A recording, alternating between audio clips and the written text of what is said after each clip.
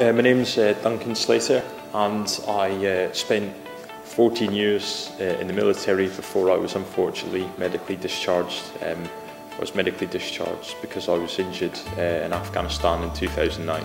After a year of rehabilitation, trying to learn how to walk again, I had to undergo double amputations and lose both legs below the knee, which meant I couldn't carry on in service anymore. I was a sergeant in charge of around 30 British guys and about 50 Afghan soldiers as well. So quite a lot of people under my command. As you come up the ranks and you're sort of subjected to more and more freedom in your own leadership style, I think you kind of tailor it to the people under your command. So the way I was with the Afghans that were under my command was very different to how I was with the British soldiers. The thing that has driven me to succeed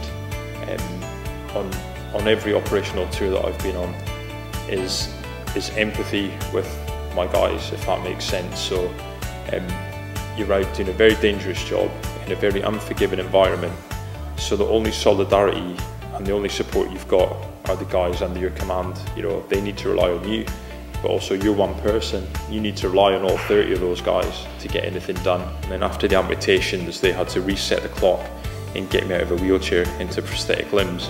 When you spent a long time kind of leading by example and pushing the limits of your own physical sort of strengths, I kind of found that I didn't know where my boundaries were anymore, and I needed to find that again. I gave myself a challenge, and the challenge was to cycle from Land's End to John O'Groats. So once I did that, I kind of realised that all my physical expectations of having no legs were completely moved. I've just done 1,000 miles on a bike, what else can I do? So that's where Walking with the Wounded came in.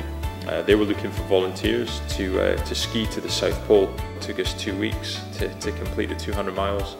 And I was the first double amputee ever to reach the South Pole. There was a soldier that was completely blind. His name was Ivan Castro. He was my motivation all the way along that expedition. To watch that man ski along just as I was gave me a great deal of motivation. You know, how can I complain about having 2 legs missing when he's completely blind, falling over 30-40 times a day? Unbelievable. So on the last day he shouted down the line and asked if I would take him to the South Pole, so ski the last 10 kilometres with him. So they attached him by 2 metal rods to my sledge, my palk, and I had the great honour of taking him up there. He was the first guy that gave me a hug when we got to the South Pole, and we sort of shook hands, and he turned around and said to me, "Hey, the blind guy and the guy with no legs, we made it, didn't we?" And you know, that's one of the best achievements, I think, to look back and think of that day. It was amazing. To anyone that's in charge of anything, I think to have 2 qualities, honesty being the first one, and integrity is the second. And I think third to that, if there was going to be a third, is humility.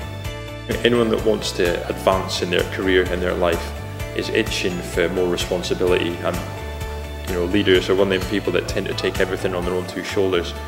Give it to other people, let them sort of flourish and flower. Would I go back to the day that I got blown up and change things? And I think strangely, as the sense of most people, I wouldn't change a thing, because the people I've met, the help I've received, and the way that life's turning out now is, honestly, I couldn't have written it. I couldn't have written down the chances and the kindness people have shown me, so I wouldn't have changed things, no way. The subject I'll be talking in is how can leaders find motivation from within themselves? And I think it's important to point out that any leader, you know, any leadership role, any job that you are the leader or the head in that job, it can be quite lonely and daunting at times. It really can. And I'll be talking about just how lonely it can be when it all goes wrong, but how rewarding it is when it all goes right.